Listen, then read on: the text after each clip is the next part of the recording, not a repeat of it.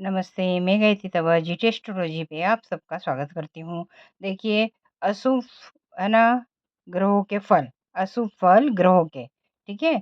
ऐसा करके। अब देखिए, वो है ना कोई-कोई ग्रह मतलब जैसे होता है, आप क्या जब अपने घर में होते हो, तो आपका जो होता है मतलब वो बल ज़्यादा होता है। मतलब जब आप अपने घर में होते हो तो शेर होते हो, ऐसे करके। तो ग्रहों का भी ऐसे ही होता है, जब वो मतलब है ना अपने घर में होते हैं, तो बहुत खुश-खुश रहते हैं और अच्छा फल देते हैं। लेकिन जब आप ग्रह दूसरी जगह चले जाते हैं, जो उनका ग्रह नहीं होता है या शत्रु का ग्रह होता है, ऐसा करके वहाँ चले जाते हैं, तो वो है ना मतलब अच्छा फल उसका नहीं देते। देखिए, हमने इस पे दिखाया है।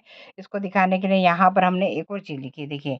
हम कैसे देखेंगे कि किस भाव में बैठने के बाद है ना कौन-सा ग्रह हमें अच्छा फल नहीं देगा। सूर्य, है ना, छठे, 7वें, 8वें भाव में बैठेगा तो वो हमें अच्छा फल नहीं करेगा। अब यहाँ पर हम हाउस की गिनती बता देते हैं। First, second, third, fourth, fifth, sixth, seventh, eighth, 9, 10th, 11th, 12th। House की गिनती ऐसी होगी चाहे यहाँ पे कुछ भी लिखा हो। हमने किसका बताया है? सूर्य का बताया है। छठे, 7वें, 8वें भाव में हम यहाँ से गिनते हैं first, second, third, fourth, fifth, six, seventh, eighth. तो छठे, 7वें, 8वें ना, तो देखिए सूर्य अगर छठे हाउस में बैठा है, सूर्य आपका है ना मतलब सेवंथ हाउस में बैठा है, सूर्य आपका एट्थ हाउस में बैठा है, तो यहाँ पे आपको रिजल्ट इसके अच्छे नहीं मिलने वाले हैं।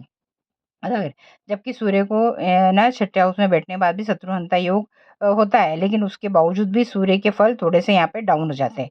अब देखिए, है ना, दूसरा कौन सा है? इसके बाद आता है चंद्र का नंबर। चंद्र कहाँ पे? छठे, 8वें, 12वें भाव में बैठा हो या केमुद्रम दोष में हो, तो ये अच्छे फल नहीं देता है। अब यहाँ से गिन देंगे तो सिक्स हाउस का first, second, third, fourth, fifth, six, छठे हाउस में बैठा हो चंद्र, है ना, दूसरा इधर 8वें हाउस में बैठा हो चंद्र या 12th हाउस में बैठा हो, तो यहाँ पे चंद्र की पोजीशन डाउन हो जाती है, वो इतना अच्छा रिजल्ट नहीं देता है। साथ में केमुद्रम दोष में भी रिजल्ट अच्छे नहीं मिलते। केमुद्रम दोष क्या होता है? आपका चंद्र कहीं भी हो, ठीक है, कहीं भी बैठ सकता है। यहाँ पे जैसे हमने इधर बताया first, second, third, fourth, fifth, six, seventh, eighth, 9, 10th, 11, 12th। इन 12th हाउस में चंद्र आपका कहीं भी बैठा हो, लेकिन देखना क्या है? चंद्र से, है ना, आपके मतलब द्वितीय हाउस में या 12th हाउस में कोई ग्रह नहीं होना चाहिए। कैसे गिनेंगे हम द्वितीय और 12th हाउस में? अगर चंद्र से यहाँ गिनते, चंद्र ये पहला हाउस हो गया, तो ये दूसरा हाउस हो गया, ठीक है। अब ये तीसरा, चौथा, पांचवा, छठा, सातवां, आठवां, नौवां, 10वां, 11वां, 12वां, मतलब चंद्र से द्वितीय हाउस में या 12th हाउस में कोई ग्रह नहीं होना चाहिए। राहु केतु इसमें काउंट नहीं होते हैं, ठीक है। तो अगर ये दोनों हाउस में कोई भी मतलब राहु केतु भले बैठ जाए यहाँ पे या कोई ग्रह नहीं हो, तब भी ये केमुद्रम दोष के अंदर आ जाएगा, ऐसा करके। तो जहाँ ये केमुद्रम दोष बनेगा उससे संबंधित रिजल्ट आपको अच्छे नहीं बनेंगे, ऐसा करके। देखिए, यहाँ पे चंद्र कहाँ बैठा है? सेवंथ हाउस में। अपन यहाँ से गिनते हैं first, second, third, fourth, fifth, six, seventh. Seventh house में बनना है ना, तो केमुद्रम दोष आपका सेवंथ हाउस में बनना है। सेवंथ हाउस किसका होता है? आपके स्पाउस का होता है। सेवंथ हाउस आपके बिजनेस का होता है। तो आपको बिजनेस में आपके स्पाउस से या तो आपका विवाह होने में लेट होगा, या आपके मतलब बोलते हैं ना व्यापार या बिजनेस में अच्छा नहीं होगा, या शादी जल्दी भी हो गई है तो स्पाउस आपके मतलब जीवन साथी के साथ आपके संबंध अच्छे होने में थोड़ी तकलीफ रहेगी, ऐसा करके, ठीक है। तो यहाँ पे चंद्र अच्छा नहीं होता। आप देखिए दूसरा आगे देखते हैं हम मंगल, है ना, 12वें हाउस में, दूसरे हाउस में, चौथे हाउस में, सेवंथ हाउस में मंगल अच्छा नहीं होता है, ऐसा कर। अब देखिए यहाँ पर हम दिखाते हैं आपको, ये ना इधर इसने क्या बोला है, देखो चौथे हाउस में ना मंगल बैठा है, फर्स्ट, सेकंड, थर्ड, फोर्थ, मंगल है चौथे हाउस में, द्वितीय हाउस में, 12th हाउस में और सेवंथ हाउस में अच्छा नहीं होता है। अब देखिए ये यहाँ पर है ना, ये चाहे 12th हाउस में हो, चाहे मंगल 4th हाउस में हो, चाहे सेवंथ, यहाँ पे वो मांगलिक बना देगा। इसलिए ना यहाँ पर मंगल का प्रभाव आ जाएगा, जिसकी वजह से मांगलिक हो जाएगी कुंडली, इससे अच्छा नहीं होगा। यहाँ पे भी मंगल को आंशिक मांगलिक में गिन लेते हैं, इस वजह से भी मंगल का इफेक्ट यहाँ पे अच्छा नहीं माना जाता है। अब आगे देखिए कौन सा है? बुध है। बुध को 12th हाउस में अच्छा नहीं माना जाता। ये देखिए बुध 12th हाउस हम गिनते हैं, यहाँ से first, second, third, fourth, fifth, six, seventh, eighth, 9, 10th, 11, 12th, 12th house में बुध बैठा है ना, अच्छा नहीं होता है। यहाँ पे रिजल्ट है। अब गुरु छठे, आठवें और तीसरे भाव में नहीं अच्छा होता है। अब यहाँ से हम गिनते हैं तो देखो 1, 2, 3, गुरु अगर तृतीय हाउस में है, फोर्थ, फिफ्थ, सिक्स छठे हाउस में है, ऐसा करके, और सेवंथ और एट्थ एट्थ हाउस में है ना, देखिए लिख के रखा मैंने गुरु, यहाँ पे गुरु को बिठा के रखा हुआ है तृतीय हाउस में। तो अगर गुरु आपका यहाँ बैठा है तो उसके रिजल्ट आपको इतने अच्छे नहीं मिलने वाले। कितने लोगों का गुरु एट्थ हाउस में उच्च का होता है, लेकिन उसके बावजूद भी उन्हें ना मतलब उसके रिजल्ट अच्छे नहीं मिलते। तो यार हमारा गुरु तो उच्च का है, ऐसा हमारा तो गुरु उच्च का, गुरु उच्च का है, लेकिन गुरु उच्च का होने के बाद भी उसके फल होते क्यों? ये गड्ढा, ये है ना जो छठा, आठवां, 12वां भाव, ये गड्ढे कहलाते हैं।